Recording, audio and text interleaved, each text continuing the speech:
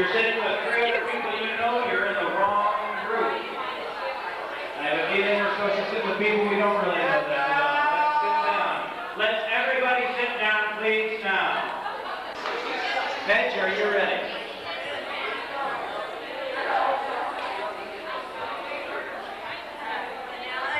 In the spirit of a school where we do things like we plan to do them, working through. And without further ado, unless somebody has an announcement or some other way to distract her, here's Bench.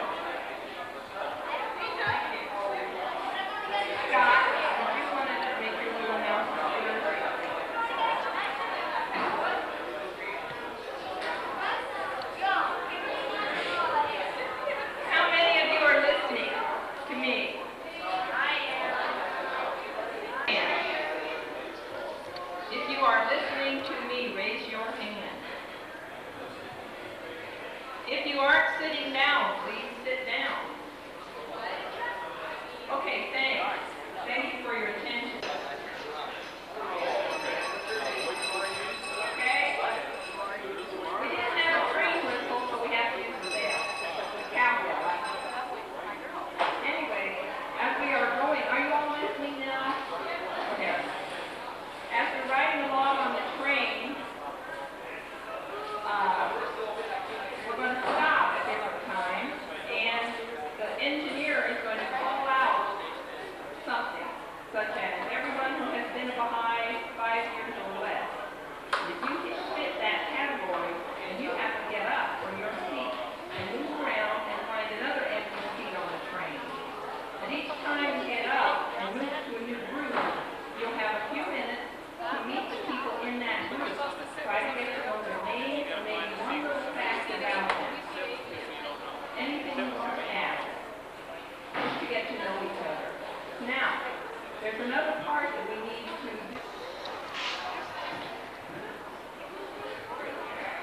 Those of you who are looking the other way can't see this, but if you'll turn around, this is a chalkboard, and on it I have written 14 different things that you might find at the Heartland Baha'i School. Okay? And as you are meeting members of your family, hopefully you will begin to recognize that if you all have the same color of letter, that your letters are going to form one of these words. So as you're meeting members of your family, you also want to be trying to figure out what word it is that you're going to make together.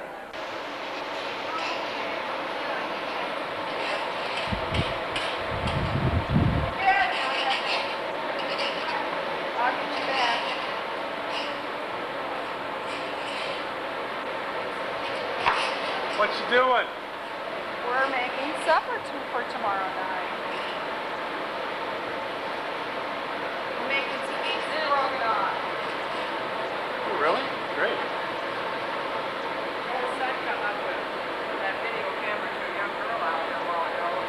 Waiting on the table. He was asking her questions. Hi, Wes. Here I am, trying to work with us.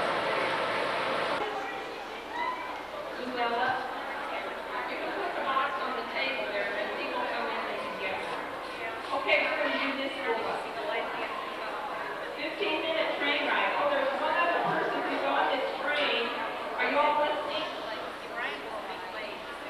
We have another special person on this train, kind of like a mystery guest. Some of you have already met him.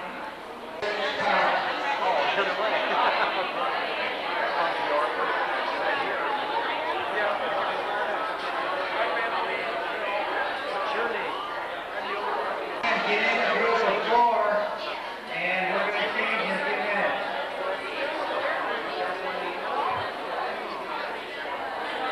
The new don't move the chairs. Don't move the chairs. Newcomers should get in group of 4.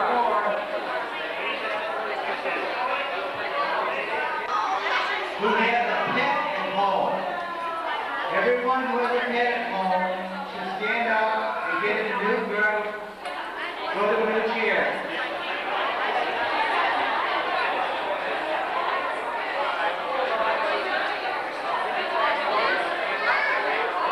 Try and get someone in.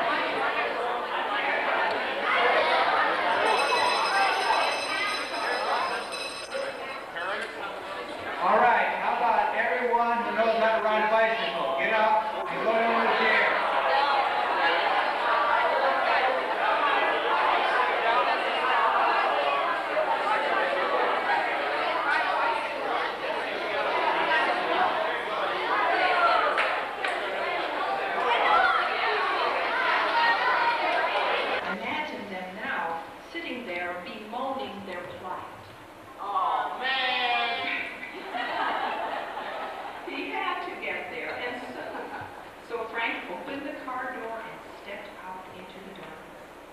And then he did what any sensible person would do. He shouted for help. Help! When he heard no reply, he shrugged his shoulders and started walking. A storm was brewing. Frank paused a moment and noticed that the mosquitoes were terrible out here in the woods. From somewhere in the distance came the low rumble of thunder. Well, he knew he would have to hurry, but which way should he go? He listened again, hoping for a sound which would guide him toward the camp. Then he heard it. It was the sound of frogs. Now, Frank knew that there was a lake at Camp Wakanda, and where there was a lake, there were usually frogs. It was the sign he had been looking for, and so he set off toward the sound. As he walked through the darkness, rustling through the bushes, Frank thought of the baha'is waiting for him at the summer school. He must be worried about me, he said to himself. They probably don't know what to do without me. He pictured them again, sitting all together, mournfully bemoaning their plight. Aw, man! He was still thinking about his poor, worried Baha'i friends when suddenly he tripped over a fallen log and hit the ground with a loud thud. Slowly, Frank sat up, rubbing his bruised body. It hurt. He said, ouch. Ouch! Then he noticed the louder rushing sound of the wind and the nearer, fiercer rumbling of the thunder. In a moment, it began to rain. Oh no, he called. I've got to find that camp. He guessed that he had almost reached the lake because he could hear more clearly the sound of the frogs. He got to his feet and courageously started forward, fighting his way through a swarm of mosquitoes. Suddenly, from off in the distance, Frank heard the sound of laughter. Who could that be, he thought. Surely not the Baha'is. They wouldn't be laughing at a time like this. Frank hurried toward the sound, rustling through the bushes. Then he heard it again. More laughter. The rain was coming down harder. He felt chilled and he began to sneeze. Then he started running. He had to get to Camp Wakanda. He knew that the Baha'is were all bemoaning their plight. Oh, man! Sitting helpless and lost without their MC. Don't worry, he tried to call out above the sounds of the wind and thunder. Wind and thunder. I'm on my way, he shouted. Frank kept running. Blindly through the darkness. Every once in a while he would sneeze. Suddenly he tripped again and landed with a thud. It hurt. He yelled, ouch! He got up quickly and trudged onward, only to find himself sinking ankle deep into an oozing quagmire of mud. His shoes became stuck in the gooey mess and he struggled to pull them out. Though he felt like giving up, he kept going, even when the mud pulled him down to his knees and he was viciously attacked again and again by the mud. Step by step, he struggled on. The quagmire seemed to go on for miles. Finally, he made it to firm ground where he collapsed in an exhausted heap. The rain was beating down upon his back. The rain. He was wet and cold and tired, and his nose itched. He felt like he was going to sneeze. He did. Then he did it again. I don't think I can go on, he moaned. I can't find them. They'll have to find me. And he began calling for help. Help! But no one heard him. He called again. Help! Still no one answered his cry. So he sat there for a moment, bemoaning his plight. Oh, man! And he listened to all the sounds going on around him. The mosquitoes, the frogs, keep it up, the wind.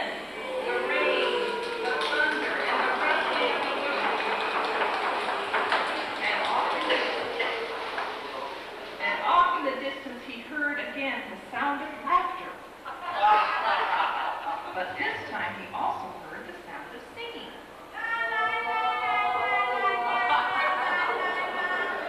It's them, he cried. It's the Baha'is. I can hear them. I'm coming, he called. I'm almost there. I'm not lost. Don't worry. I'll be there soon. So once again, Frank started running through the darkness.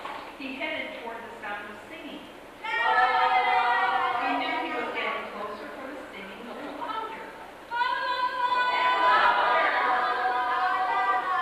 He kept on running till he ran smack into the side of a building with a... He cried, ouch, ouch, and he rubbed his nose, which made him have to. Then he felt his way along, trying to find the door, calling, "Hey, open up, it's me, Frank, let me in." The singing stopped abruptly. A rectangle of golden light appeared as the dining hall door was flung open, and a group of curious faces peered out into the night. Frank staggered toward the door. What a sight he was. His clothes were ripped and dripping with rain. His body was black and slimy with mud.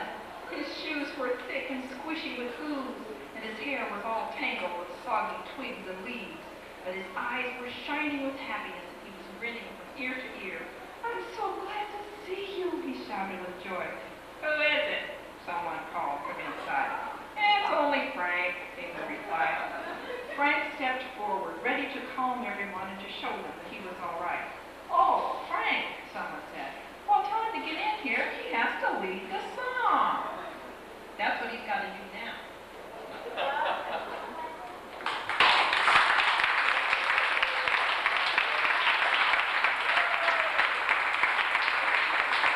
We're here because we're here, because we're here. We're here because we're here, because we're here, because we're here. And with that, we introduce Susie. And Alexis, where is your mom?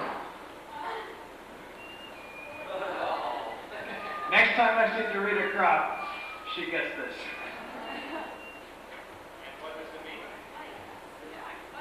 Whoever has Susie, when you hear the refrain, "Where is Susie, where is Susie?" has to sing back, "Here I am," and come forward and lead the group in a song, which is why I chose this moment to introduce her, or recite a piece of poetry, or stand on his or her head, or tell a joke. Yeah, that's good. That's good. Or sing like Mickey Cheek. So, Dorita, you're in trouble. Frank, I think Scott has a couple of announcements, and then we have free time till 9:30. Scott, I don't think they're having fun. Look at that little nerd running away. And they don't know you're watching them. My name's John Laskowski, and I became a Baha'i because I was raised a Baha'i, and then I had some questions about the faith. And then Robert Harris came and gave a little talk here 2 years ago and convinced me that I should be a Baha'i. And that's the story of why I'm a Baha'i. Don't come talk to me about it. Talk about what? Your name? Talk about it. What? Okay. What's your name and why did you come Baha'i? My name is Teresa Fox, and I'm only 14 and a half, so I haven't declared yet. But I have a fourth-generation American Baha'i, so I've done some reading on my own, and when I become 15, I'm going to declare. That's what I was... Oh. Who are you and why did you become a Baha'i? Oh my goodness, okay. Well, my name is Reynaldo Cruz, and I became a Baha'i 22 years ago because a young woman had the courage to introduce me to two books, one called Advent of Divine Justice and one called The World Order Baha'u'llah, both written by Shoghi Effendi. And essentially, it changed my mind and my heart about what the world needed to become. I was at that time a very angry young man who didn't like white people. And when I read these two books, I realized that there was a different way to change the world other than through hate. And it was what Baha'u'llah outlined, which was go out and conquer the world spiritually and you can do anything you want. So that was kind of essentially why I became Baha'i. This is the dining hall. The who? It's just you, and why are you a Baha'i? Hello. What should I say? I'm Faye Ransbarn, and I gotta go. Bye. My name is Pat, and I became a Baha'i about 20 years ago. And I was searching into different religions, and when I heard about the Baha'i faith and the idea of progressive revelation and the things that the Baha'is believed in, I became a Baha'i. And you? What was the question again? Who are you? How did you become Baha'i? My name's Jeannie Morrow, and I became a Baha'i 22 years ago in Honduras by reading the book Release the Sun that I found in a friend's house. What's your name? Diana. What's your last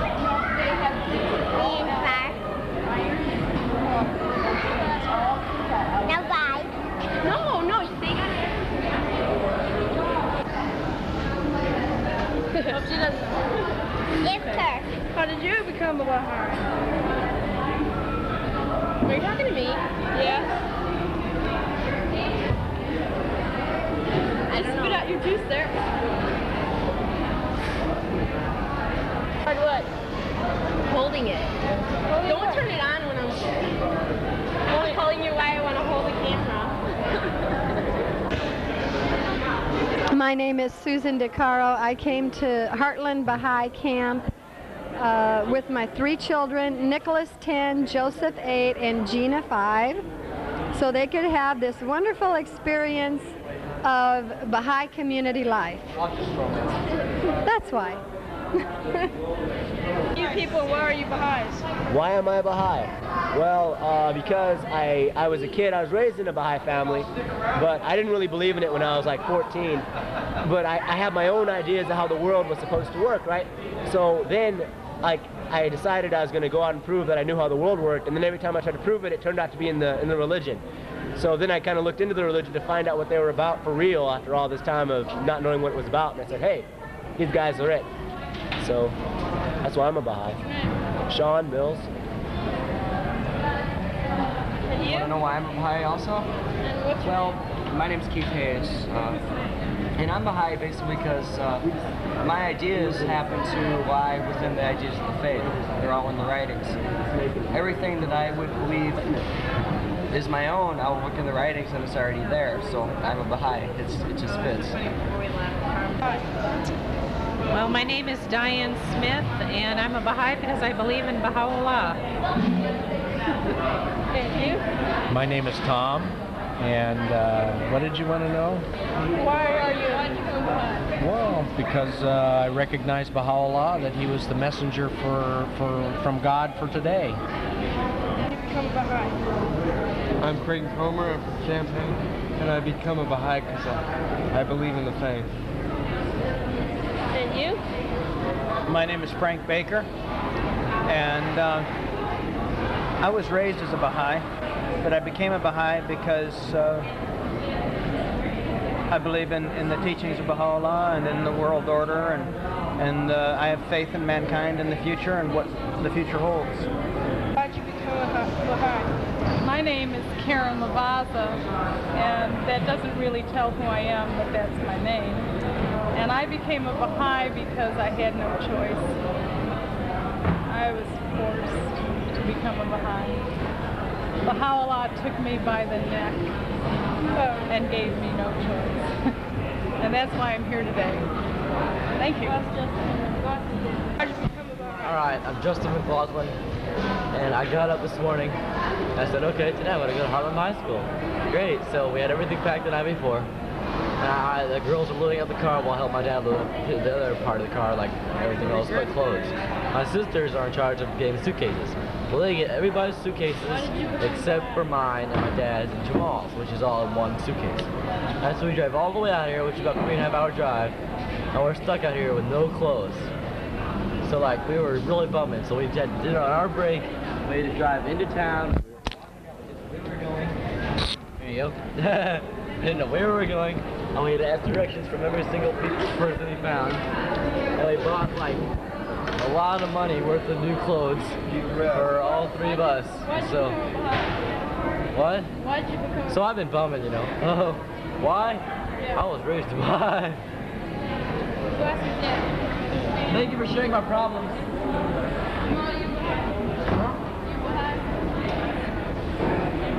Are you a Baha'i?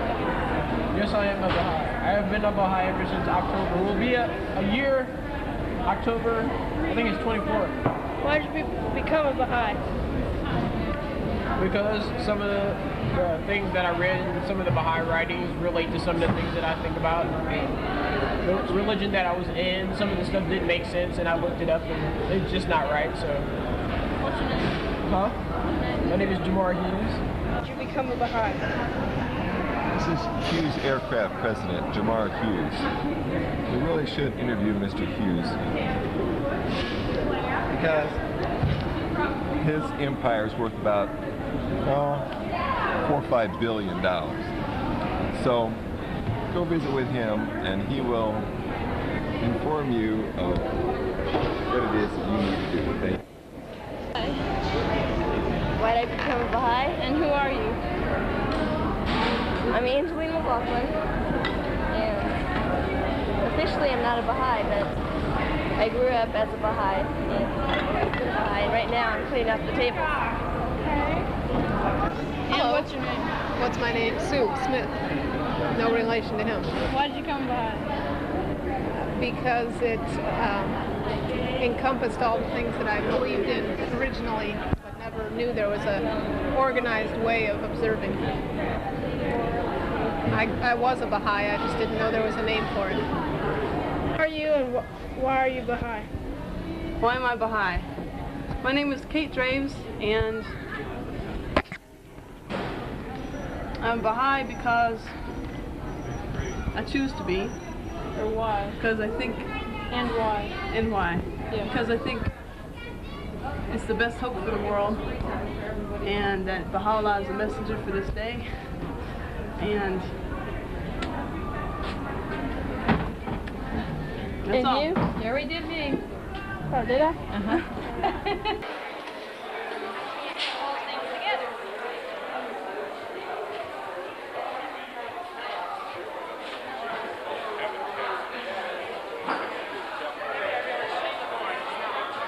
Don't make it close. She loves them. I'll pour a glass of water.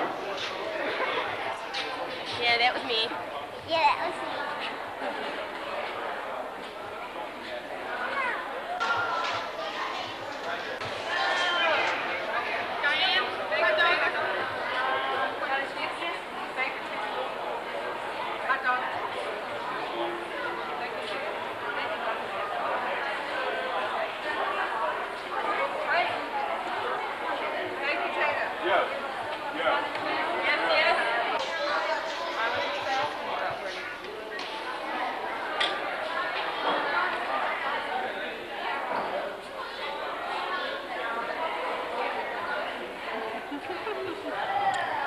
Looks delicious.